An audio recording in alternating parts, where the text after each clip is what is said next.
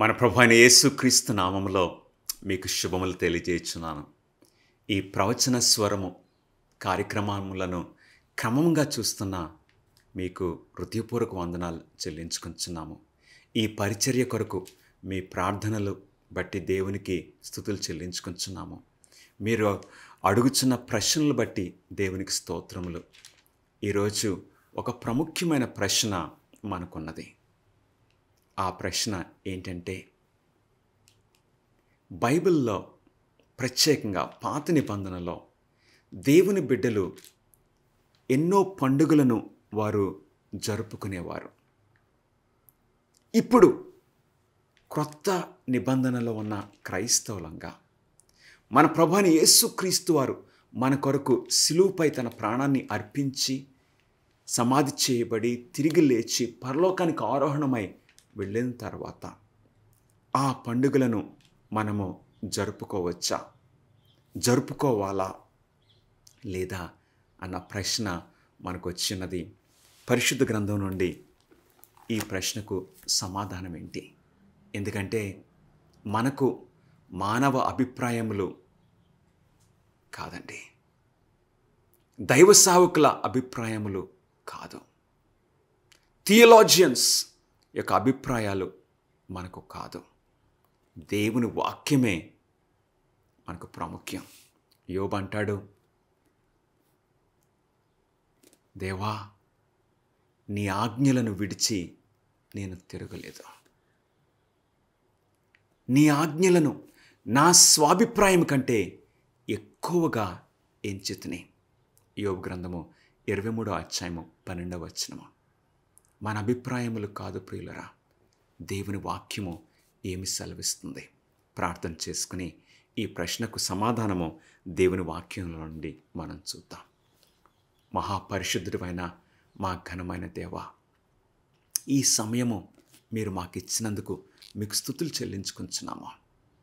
నీ వాక్యాన్ని చదివే ఈ శ్రేష్టమైన సమయంలో మా మనసులను ఆత్మీయ విషయాల వైపు మీ పరిశుద్ధ ఆత్మ ద్వారా నాయనా నడిపించమని, త్రిప్పమని మిమ్మల్ని అడుగుచున్నాము. సర్వశక్తి గల దేవా, మీ పరిశుద్ధాత్మను మాకు బోధకునిగా అనుగ్రహించండి. మా ఆలోచనలు, మా అభిప్రాయములు నాయనా మీ అభిప్రాయానికి లోపర్చుకున్నట్లు మీ కృప దయచేయమని ఈ వాక్య పరిచర్య ద్వారా మా ప్రభువైన యేసుక్రీస్తు వారు మహిమపరచబడినట్లు, ఘనపరచబడినట్లు మీరే నడిపించుకోమని యేసుక్రీస్తు నామములో అడిగి వేడుకొంచున్నాము తండ్రి, ఆమెన్. మనము ఈ సిరీస్లో మార్కు సువార్తను చదువుతూ ఉన్నాము. కానీ ఈ ప్రశ్న గురించి మార్కు సువార్తను మరలా మనం నెక్స్ట్ ప్రజెంటేషన్లో తీసుకోబోతున్నాము. కానీ ఈ ప్రాముఖ్యమైన ప్రశ్నకు మనం సమాధానం తెలుసుకుందాం. ఇశ్రాయేలు ప్రజలు ఐగుప్తు దేశం నుండి బయటకు వచ్చారు. ఇశ్రాయేలు ప్రజలు ఐగుప్తు దేశం నుండి బయటకు రాకముందు దేవుడు వారికి ఒక పండుగను ఏర్పాటు చేశారు. ఆ పండుగ పేరు మీకు తెలుసు. ఏంటండి ఆ పండుగ పేరు? పాస్ఓవర్ ఫెస్టివల్.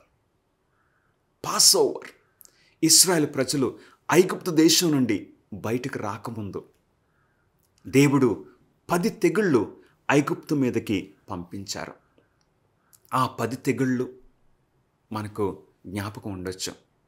నీళ్లు రక్తంగా మారడం, కప్పలు, తర్వాత వడగండ్లు, చీకటి, ఇట్లాంటి తెగుళ్ళు వారి మీదకి వచ్చినప్పుడు అందులో ఆఖరి తెగులు జ్యేష్ఠుని యొక్క మరణము. కుటుంబంలో జ్యేష్ఠుని యొక్క మరణము. మోషే ఇశ్రాయేలు ప్రజలకు తెలియజేశారు. నిర్గమకాండము 10వ అధ్యాయంలో, మీరు ఒక గొర్రెపిల్లను వధించి ఆ రక్తాన్ని మీ ద్వారబంధముల మీద ప్రోక్షించండి. ఎందుకంటే ఈ రాత్రి దేవుని దూత ఒక ఖడ్గం పట్టుకొని ఐగుప్తు దేశంలో ప్రవేశించినప్పుడు మీ గృహంలోనికి మరణము రాకుండానట్లు మీరు మీ ద్వారబంధముల మీద ఆ గొర్రెపిల్ల రక్తాన్ని ప్రోక్షించాలి. నిజంగా ఇశ్రాయేలు ప్రజలందరూ కూడా దేవుని మాటకు విధేయులై వారి ద్వారబంధముల మీద ఆ గొర్రెపిల్ల రక్తాన్ని ప్రోక్షించారు. ఆ రాత్రి వేళ ఆ దేవదూత ఐగుప్తులో ప్రవేశించినప్పుడు ఎప్పుడైతే వారి ద్వారబంధముల మీద ఆ రక్తాన్ని ఆ దేవదూత చూసినప్పుడు వారి గృహాల నుండి పాస్ట్ ఓవర్ అంటే దాటి వెళ్ళిపోవడం జరిగింది. ఏ గృహం ద్వారబంధం మీద ఆ రక్తము ప్రోక్షించబడలేదో ఆ గృహంలో మరణం జరిగింది. గమనిస్తున్నారా ప్రియులారా? Pass over, the Angel of death passed over. ఆ గృహంలో మరణం కలగకుండా పాస్డ్ ఓవర్. దీన్నే పస్కా పండుగని మనం పిలుస్తూ ఉన్నాము. అవును, ఆ పస్కా గొర్రెపిల్ల, వధింపబడిన ఆ గొర్రెపిల్ల రక్తమును బట్టి వారి గృహంలో మరణం రాలేదు. దేవుడు ఇక ఇశ్రాయేలు ప్రజలకు ఒక సంవత్సరంలో వారు జరుపుకోవటానికి 7 పండుగలు వారికి ఇచ్చారు. వీటిని నియామక కాలములు అని పిలుస్తున్నారు. ఈ 7 పండుగలు ఏంటని మీకు ప్రశ్న కలుగుతున్నట్లయితే, ఈ 7 పండుగలు ఒక అధ్యాయంలో మనకు దొరుకుతున్నవి. ఒకసారి వెళ్ళి చూద్దామా? మీ చేతుల్లో పరిశుద్ధ గ్రంథం ఉన్నా లేక ఒక మొబైల్ డివైస్ ఏదున్నా సరే మీరు చూడమని నేను కోరుచున్నాను. ఆ 7 పండుగలు ఏంటి? ఆ 7 పండుగలు లేవికాండము 23వ అధ్యాయంలో దేవుడు ఈ 7 పండుగల గురించి మోషే ద్వారా ఇశ్రాయేలు ప్రజలకు తెలియజేశారు. ఆ 7 పండుగల గురించి దేవుడు వివరించకముందు ఒక ప్రాముఖ్యమైన విషయాన్ని దేవుడు ఎస్టాబ్లిష్ చేశారు. అంటే ఈ పండుగలను చూసి ఈ పండుగల గురించి ఆలోచించి మనము మరొక విషయాన్ని మర్చిపోకూడదు. ఎసెన్షియల్స్, నాన్ నెగోషియబుల్స్ మన జీవితాల్లో దేవుడు ఏర్పాటు చేశారు. ఒకసారి వెళ్ళి చూద్దామా? లేవికాండము 23వ అధ్యాయము 1వ వచనము. మరియు యెహోవా మోషేకు ఇలాగు సెలవిచ్చెను. 2వ వచనము. నీవు ఇశ్రాయేలుతో ఇట్లనుము, మీరు చాటింపవలసిన యెహోవా నియామక కాలములు ఇవే. అంటే ఫెస్టివల్స్ లేక ఫీస్ట్స్, నియామక కాలములు. ఈ కాలముల యందు మీరు పరిశుద్ధ సంఘములుగా కూడవలెను. అంటే వారు కూడుకోవాలి. ఈ ఫెస్టివల్స్, ఈ పండుగలు జరిగినప్పుడు వారు ఒక సభగా, ఒక అసెంబ్లీగా, పరిశుద్ధ సంఘముగా వారు కూడుకోవాలి. ఈ ఫెస్టివల్స్ దేవుడు నిర్ణయించారు. ఆ ఫెస్టివల్స్ గురించి దేవుడు చెప్తూ ఫస్ట్ ఒక ప్రాముఖ్యమైన విషయాన్ని క్లారిఫై చేస్తున్నారు. అవును ప్రియులారా,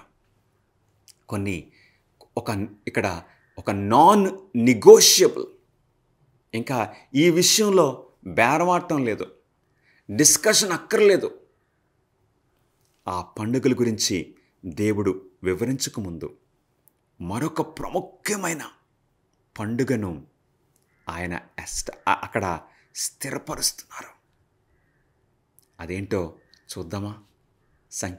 లేవికాండము 23వ అధ్యాయము ఇప్పుడు 3వ వచనానికి మనం వెళ్తున్నాం. లేవికాండము 23వ అధ్యాయము 3వ వచనము.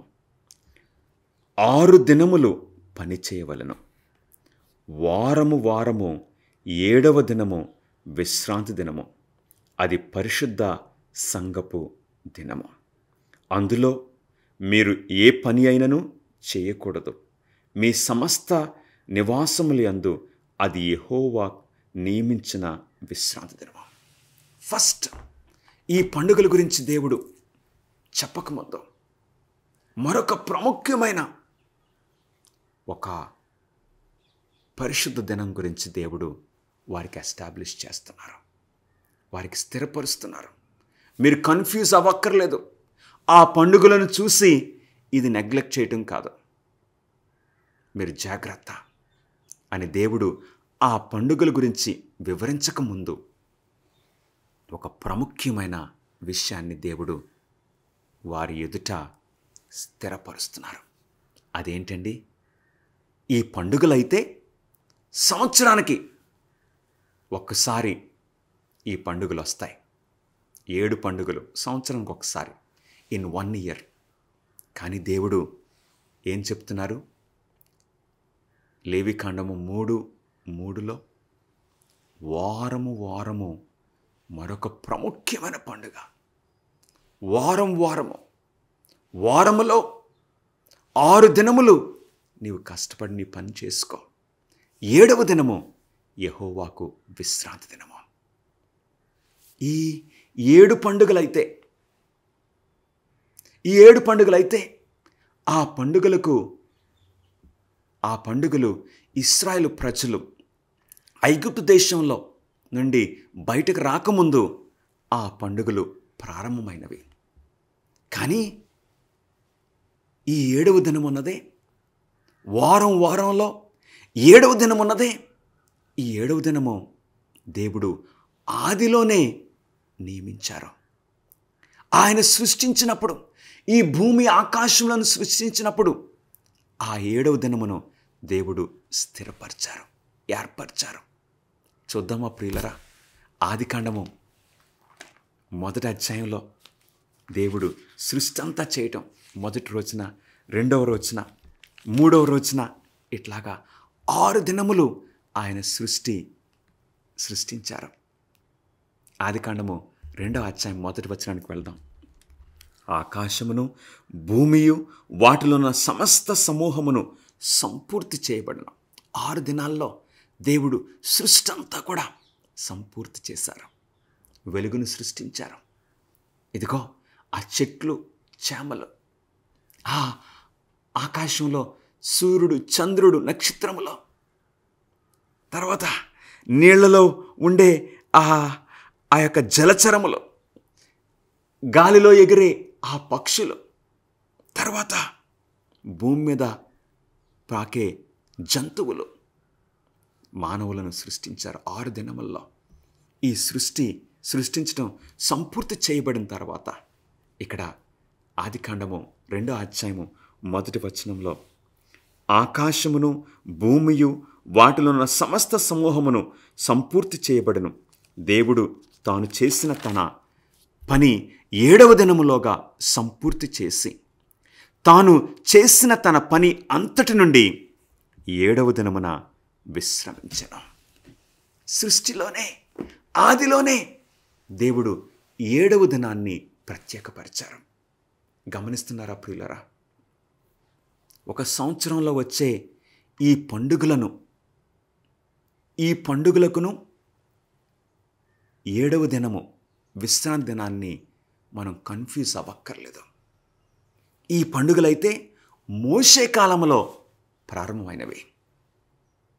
కానీ విశ్రాంతి దినము, 7వ దినము, ఆ పరిశుద్ధ దినం అనేది సృష్టిలోనే దేవుడు నియమించారు. గమనిస్తున్నారా ప్రియులరా? విశ్రాంతి దినము సృష్టిలోనే ఆదామవ్వలను 6వ దినమున దేవుడు సృష్టించారు. ఆయన చేతి పనిగా, ఆయన స్వరూపంలో వారిని నిర్మించారు. నిర్మించి 7వ దినమున వారితో విశ్రాంతి తీసుకున్నారు. అందుకే ఆదికాండము 2వ అధ్యాయము ఇప్పుడు 3వ వచనం చూస్తే, కాబట్టి దేవుడు ఆ 7వ దినమును ఆశీర్వదించి పరిశుద్ధపరచెను. ఎలయనగా దానిలో దేవుడు తాను చేసినట్టియు సృజించినట్టియు తన పని అంతటి నుండి విశ్రమించెను. ఈ 7వ దినాన్ని దేవుడు ఆదిలోనే విశ్రాంతి దినంగా దేవుడు నియమించారు, ప్రత్యేకపరిచారు, పరిశుద్ధపరిచారు. గమనిస్తున్నారా ప్రియులరా? He set it apart. 6 దినములు ఉన్నాయి, మీరు 6 దినములు పని చేసుకోండి, 7వ దినం మాత్రం యెహోవాకు విశ్రాంతి దినము. యెషయా కాలంలో యెషయా ప్రవక్త ద్వారా దేవుడు ఏం బయలుపరిచారో తెలుసా?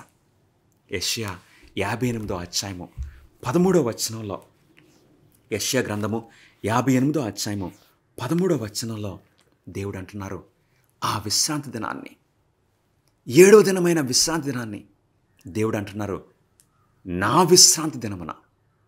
ఆయన దానిని పర్సనల్గా తీసుకుంటున్నారు. నా విశ్రాంతి దినమున వ్యాపారము చేయకుండా నాకు ప్రతిష్టమైన దినమని నీవు ఊరుకుండిని ఎడల. దేవుడు సెలవిచ్చారు, మీరు ఆ దినమున పని చేసుకోవద్దు. మీరు పని చేసుకోవడానికి మీకు 6 దినములు ఇచ్చాను. 7వ దినము ఆయన మినహాయించుకున్నారు, ఆయన ప్రత్యేకపరుచుకున్నారు, ఆయన పరిశుద్ధపరిచారు. అది నా విశ్రాంతి దినమని ఆయన సెలవిస్తున్నారు.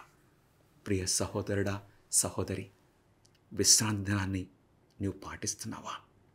ఎందుకంటే దేవుడు మారే దేవుడు కాదు, మార్పు లేని దేవుడు. ఆయన మాటల్లో మార్పు ఉండదు, ఆయన ఆజ్ఞల్లో మార్పు ఉండదు. ఒకసారి ఆయన ఒకటి స్థిరపరిస్తే అది ఇక శాశ్వతము ఉంటుంది. మనకులాగా మాటలు మార్చే దేవుడు కాదు ఆయన. ఆయన అబద్ధమాడుటకు నరుడు కాదు. యెషయా 58వ అధ్యాయము 13వ వచనంలో, నా విశ్రాంతి దినమున వ్యాపారం చేయకుండా, నీ పనులు కాదు, నీ పనులు చేసుకోవడానికి 6 దినములు నీకు ఇచ్చాను అని దేవుడు మాట్లాడుతున్నారు మనతోటి. నాకు ప్రతిష్టమైన దినమని నీవు ఊరుకుండిని ఎడల. విశ్రాంతి దినము మనోహరమైనదియు, యెహోవాకు ప్రతిష్ఠ దినమనియు ఘనమైనదనియు అనుకుని దాన్ని ఘనముగా ఆచరించిన ఎడల, నీకిష్టమైన పనులు చేయకయు, వ్యాపారము చేయకయు, లోకవార్తలు చెప్పుకొనకయు ఉండిని ఎడల. ఇది యెహోవాకు పరిశుద్ధ దినమని, ఆయన కొరకు మనం ప్రత్యేకపరిచామని మనము ఊరుకుండిని ఎడల. 14వ వచనంలో ఆ బ్లెస్సింగ్, అన్లిమిటెడ్ బ్లెస్సింగ్ నీవు ఈరోజు పొందొచ్చు. ప్రియ సహోదరుడా, సహోదరి, నీవు యెహోవా యందు ఆనందించదవు. హల్లెలూయా. దేశం యొక్క ఉన్నత స్థలముల మీద నేను నిన్ను ఎక్కించదను, నీ తండ్రి అయిన యాకోబు స్వాస్థ్యము నీ అనుభవంలో ఉంచుదను. యెహోవా సెలవిచ్చిన వాక్కు ఇదే. మన ప్రభువైన యేసుక్రీస్తు వారు కూడా ఆయన ఈ భూమి మీద జన్మించినప్పుడు ఆయన ఏం చేసేవారో తెలుసా? ఒక పేద కుటుంబంలో జన్మించారు. యోసేపు ఒక వడ్రంగి పని చేసుకునేవాడు. ఆ వడ్రంగి శాలలో ప్రతిరోజు ప్రభువైన యేసుక్రీస్తు వారు పనిచేసేవారు. మొదటి రోజు ఆదివారం నుండి శుక్రవారం వరకు, 7వ దినాన్ని శనివారము మనము ఆ వడ్రంగి ఆ షాప్కి వెళ్తే, ఆ కార్పెంటర్ షాప్కి వెళ్తే అది క్లోజ్ చేసి ఉంటుంది. ఆ కిటికీలో నుండి చూస్తే అందులో ఉన్న ఆ పనిముట్లన్నీ కూడా నీట్గా సర్ది ఉన్నాయి. ఏరి యేసయ్య ఎక్కడున్నారు అని మనం చూస్తే ఎక్కడుంటారో తెలుసండి? లూకాసు వార్త 4వ అధ్యాయం 16వ వచనంలో మన ప్రభు అయిన యేసుక్రీస్తు వారు ఎక్కడుంటారు? లూకాసు వార్త 4వ అధ్యాయము 16వ వచనంలో, తరువాత ఆయన తాను పెరిగిన నజరేతునకు వచ్చెను, తన వాడుక చొప్పున. ఆయన అలవాటు ఏంటి? తన వాడుక చొప్పున విశ్రాంతి దినమందు సమాజ మందిరంలోనికి వెళ్ళి చదువుటకై నిల్చుచుండగా. వావ్! ప్రతి విశ్రాంతి దినాన్ని మన ప్రభువైన యేసుక్రీస్తు వారు తన పని చేసుకోవటం కాదు, సమాజ మందిరంలో దేవుణ్ణి ఆరాధించడానికి ఆయన వెళ్తారు. ప్రియ సహోదరుడా, సహోదరి, నీ జీవితం ఎలా నడుస్తుంది? నీ జీవితంలో శాంతి కొదువైందా? నెమ్మది కొదువైందా? విశ్రాంతి దినాన్ని పాటించు. 7వ దినమైన విశ్రాంతి దినాన్ని నీవు పాటించినట్లయితే నీవు అన్లిమిటెడ్ జాయ్, దేవుని యందు నీకు నెమ్మది, విశ్రాంతి, ఆనందము నీవు పొందొచ్చు. ప్రియ సహోదరుడా, సహోదరి, అందుకే ఆ పండుగల గురించి దేవుడు చెప్పకముందు ఫస్ట్ ఈ విషయాన్ని క్లారిటీ ఇస్తున్నారు. లేవికాండము 23వ అధ్యాయంలో వారం వారం వచ్చే ఆ విశ్రాంతి దినానికి మార్పు ఉండదు. ఈ పండుగలు సంవత్సరానికి ఒక్కొక్కసారి ఒక్కొక్క పండుగ వస్తుందంతే. ఆ పండుగలేంటో క్విక్గా మనం చూద్దామా? లేవికాండము 23వ అధ్యాయము 4వ వచనంలోకి మనం వెళ్దాం. ఇవి యెహోవా నియమించిన కాలములను బట్టి మీరు చాటింపవలసిన పరిశుద్ధ సంఘపు దినములు ఇవి. అవునండి, సంవత్సరంలో డిఫరెంట్ మంత్స్లో ఈ పండుగలు వస్తున్నాయి. అవును, సంవత్సరం అంతట్లో ఈ 7 పండుగలు ఒక్కొక్కసారి వారు సెలబ్రేట్ చేసుకోవాలి. మొట్టమొదటి పండుగ లేవికాండము 23వ అధ్యాయము 5వ వచనంలో, మొదటి నెల 14వ దినమున సాయంకాలమందు యెహోవా పస్కా పండుగ జరుగును. కాబట్టి మొదటి నెల 14వ తేదీన ఈ పండుగ వస్తుంది, పస్కా పండుగ. అవును ప్రియులారా, రెండవ పండుగ 6వ వచనంలో, లేవికాండము 23:6లో, ఆ నెల 15వ దినమున యెహోవాకు పొంగని రొట్టెల పండుగ జరుగును. మొట్టమొదటిది పస్కా పండుగ, రెండవది పొంగని రొట్టెల పండుగ, అంటే అన్లెవెన్డ్ బ్రెడ్. ఈ రొట్టె పొంగకూడదు. ఎప్పుడు పొంగుతుంది పైకి? అందులో ఈ పులుపు ఉన్నప్పుడు. ఇవి పులియని రొట్టెలు, పొంగని రొట్టెల పండుగ. అన్లెవెన్డ్, లెవెన్ లేక ఆ పొలవడం అంటే పాపమని మనం తెలుసుకుంటున్నాం ప్రియులరా. పాపము.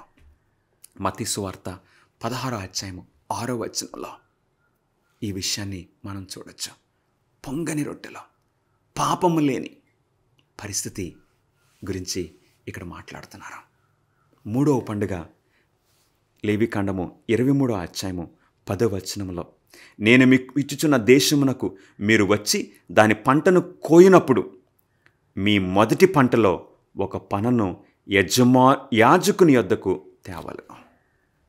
ఆ పంట వచ్చినప్పుడు, మీరు పంటలు నాటినప్పుడు ఆ పంట దేవుని ఆశీర్వాదం ద్వారా చక్కగా పండుతుందే, ఆ పంట కోయక ముందు ఒక పన మీరు కోసుకొని రావాలి. ఇదే ప్రథమ ఫలముల పండుగ. ఈ పండుగ ఎప్పుడు వస్తుంది? మొదటి నెల 16వ తేదీన. గమనిస్తున్నారా? కన్ఫ్యూజ్ అవ్వక్కర్లేదు. మొట్టమొదటి పండుగ పస్కా పండుగ, మొదటి నెల 14వ తేదీన. రెండవ పండుగ పొంగని రొట్టెల పండుగ, మొదటి నెల 15వ తేదీ. ఇవన్నీ బ్యాక్ టు బ్యాక్ వస్తున్నాయి. తర్వాత మూడవ పండుగ మొదటి నెల 16వ తేదీ, అంటే నెక్స్ట్ డే. వారు ఏం చేయాలి? మొదటి నెల 16వ తేదీన వారు చేనులోనికి వెళ్ళి ఒక పన కోసుకొని రావాలి. అది వరి అయినా లేక అది గోధుమలైనా ఒక పన కోసుకొచ్చి అప్పుడు యాజకుని దగ్గరికి తీసుకుని రావాలి ఆ ప్రథమ ఫలముల పండుగ రోజున. అప్పుడు ఆ యాజకుడు ఆ పనను దేవుని సన్నిధిలో అల్లాడిస్తాడు. ఆ తర్వాత ఇంక వారు పంటలు కోసుకోవచ్చు. గమనిస్తున్నారా ప్రియులరా? నాలుగవ పండుగ లేవికాండము 23వ అధ్యాయము 15వ వచనంలో 4వ పండుగను మనం చూడొచ్చు. మీరు విశ్రాంతి దినమునకు మరునాడు మొదలుకొని, అనగా అల్లాడించు పనను మీరు తెచ్చిన దినమును మొదలుకొని 7 వారములు లెక్కింపవలను. మీరు ఆ పనను తెచ్చారే, ప్రథమ ఫలములు అయిన తర్వాత 7 వారములు మీరు లెక్కించండి. వారానికి 7 రోజులు అంటే 49 రోజులు తర్వాత ఈ పండుగ వస్తుంది. ఈ పండుగను పెంతుకోస్తు పండుగ అని పిలుస్తున్నారు. ఇది 4వ పండుగ. అంటే ప్రథమ ఫలముల పండుగ అయిన తర్వాత 50 రోజులకి ఈ పెంతుకోస్తు పండుగ వస్తుంది. పెంట అంటే పెంతికోస్ట్ అంటే 50 రోజులు. అవును ప్రియులరా, 50 రోజులు. ప్రథమ ఫలముల తర్వాత 50 రోజులకి ఈ 4వ పండుగ వస్తుంది. ఇవి దేవుడు నియమించినవి. మొదటి 4 మనం చూసాం, ఇంక 3 మాత్రమే మిగిలినవి. ఆ 3 పండుగలు ఏంటి? ఇంకా మిగిలిన 5, 6, 7 ఏంటి? 5వ పండుగ లేవికాండము 23వ అధ్యాయము 24వ వచనం. నీవు ఇశ్రాయేలుతో ఇట్లనుము, 7వ నెలలో మొదటి దినము మీకు విశ్రాంతి దినము. అందులో జ్ఞాపకార్థ శృంగధ్వని వినినప్పుడు మీరు పరిశుద్ధ సంఘంగా కూడుకొనవలెను. 7వ నెల మొదటి రోజు. ఈ మొదటి 4 పండుగలు సంవత్సరంలో ఎర్లీ పార్ట్, ఫస్ట్ పార్ట్లో ఉండేవి. మొదటి నెల ఆ సంబంధించి ఉండేవి ఈ మొదటి 4 పండుగలు. తర్వాత వచ్చే ఈ 3 పండుగలు కూడా ఏంటండి? సంవత్సరంలో 7వ నెలలో వచ్చాయి. 7వ నెలల మొదటి రోజున వారు ఏం చేయాలి? పరిశుద్ధ సంఘంగా కూడుకోవాలి. అక్కడ జ్ఞాపకార్థ శృంగధ్వని వినబడను. అంటే ఆ 7వ నెల మొదటి రోజున యాజకులు బూరలు ఊదేవారు. దీన్ని ఫెస్టివల్ ఆఫ్ ట్రంపెట్స్ అని పిలుస్తున్నారు. బూరలు ఊదేవారు. ఎందుకు ఆ బూరలు ఊదటము? ఎందుకంటే ఈ పండుగ ఇదొక హెచ్చరిక లాంటిది. ఈ పండుగ, బూరల పండుగ, వారిని నెక్స్ట్ వచ్చే పండుగకు సిద్ధపరిచేది. నెక్స్ట్ వచ్చే పండుగ ఏంటి? వెళ్ళి చూద్దామా? 6వ పండుగ లేవికాండము 23వ అధ్యాయము 27వ వచనంలో, ఈ 7వ నెల 10వ దినము పాపము నిమిత్తమైన ప్రాయచిత్తార్థ దినము. 6వ పండుగ ఏంటండి? 7వ నెల 10వ రోజున వస్తుంది. ఆ పండుగ ప్రాయచిత్త దినము పండుగ. గమనిస్తున్నారా? అందుకే ఆ పాప ప్రాయచిత్త దినం అంటే అదొక తీర్పు దినంగా ఉండేది. అందుకు వారిని సిద్ధపరచడానికి భయమేస్తుంది. ఆ పండుగ అంటే భయపడతారు. ఏమవుతుంది మన పరిస్థితి? మన జీవితాలను దేవుడు తీర్పు తీర్చినప్పుడు మన పరిస్థితి ఏంటి? ఆ భయము పోగొట్టడానికి దేవుడు వారికి 9 రోజుల ముందు ఈ శృంగధ్వని పండుగ, ఫెస్టివల్ ఆఫ్ ట్రంపెట్స్ ఇచ్చేవారు. ఈ బూరలు ఊదిన ఆ మొదటి రోజు నుండి వారు సిద్ధపడటానికి. గమనిస్తున్నారా? లాస్ట్ పండుగ ఏంటి? 7వ పండుగ లేవికాండము 23వ అధ్యాయము 34వ వచనంలో, ఈ 7వ నెల 15వ దినమున మొదలుకొని 7 దినముల వరకు యెహోవాకు పర్ణశాలల పండుగ జరుగున. పర్ణశాలల పండుగ 7వ పండుగ. This is the happiest festival. 7వ నెల 15వ తేదీన. వావ్! పర్ణశాలల పండుగ మనం చూసినట్లయితే వారు పర్ణశాలల్లో ఉండేవారు. ఎందుకంటే మనము ఈ భూమి మీద యాత్రికులము. అవును ప్రియులరా, మన ప్రభువైన యేసుక్రీస్తు వారు రెండోసారి త్వరగా వస్తున్నారు. ఈ భూమి మనకు శాశ్వతం కాదు. మనల్ని పరలోక రాజ్యం తీసుకుని వెళ్ళడానికి మొదటి పండుగ మన ప్రభువైన యేసుక్రీస్తు వారి యొక్క శిలువ మరణానికి చూపిస్తుంది. ఆఖరి పండుగ యేసుక్రీస్తు వారి యొక్క రెండవ రాకడకు. What beautiful! ఈ పండుగలను మనము సెలబ్రేట్ చేసుకునే అవసరం లేదు. ఎందుకంటే మన ప్రభువైన యేసుక్రీస్తు వారు పస్కా బలిపశువు వలె ఆయన వధింపబడినప్పుడు దేవాలయపు తెర పైనుండి క్రిందికి చినిగింది. మత్తయి సువార్త 27వ అధ్యాయము 51వ వచనం. కనుక ఆ పండుగలు మనకు అవసరం లేదు. మనం వారం 7వ దినాన్ని విశ్రాంతి దినంగా మనం ఆచరించాలి. ప్రార్థన చేసుకుందాం. ప్రభువా, మాతో మాట్లాడినందుకు నీకు స్తోత్రములు. మా జీవితాలను నడిపించండి. మీ చేతులకు సమర్పించుకుంటున్నాము.